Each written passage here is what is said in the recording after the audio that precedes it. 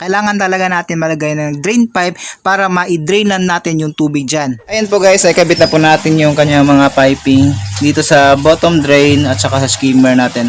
Yan po yung mga drain pipe ng ating bottom drain at saka skimmer.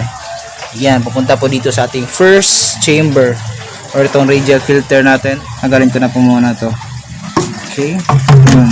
Para pag nililinis po tayo, lalagyan po natin ito para hindi na pumasok yung tubig. Para po ito dito sa chamber na to.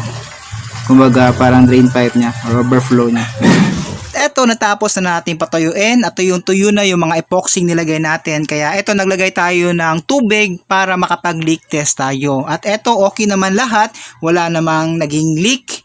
At eto, naglagay din tayo ng tubig sa ating pond para ma-check po talaga natin na wala bang talagang leak yung pond at saka yung filter.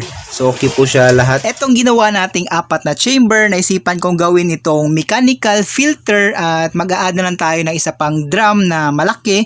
Yung drum ng margarine yung gagamitin natin para gawing biological filter chamber. Mas maganda kasi na mas madami yung chambers na magagawa natin para mas maging effective talaga yung filtration system. Medyo malaki din kasi itong pan na ginawa natin, tapos gagawin pa nating grooming pan, kaya medyo magiging madumi talaga ito, kaya kailangan talaga natin ng medyo malaking filtration setup para kayanin niya yung volume ng dumi na ipoproduce ng ating mga alagang koi. Napaka-importante kasi talaga ng filtration system, tamang filtration system pag nag-groom ka ng koi, kasi pag malinis yung tubig, mas mapapaganda natin yung mga koi na ginugroom natin. Sa pag-groom kasi madaming beses tayo na napapakain, kaya madumi talaga yung pond natin. Kaya kailangan talaga natin ng tamang filtration system. Pag sinabi mong tamang filtration system, yung kaya niyang linisin yung ating pond, yung volume ng waste ng pond, tapos mabilis or madali lang siyang linisin para di nakaka-drain sa atin ng mga keeper. Kaya dapat mabilis linisin yung filtration system na isi-set up mo. Ito po yung ginagroom natin ngayon na showa.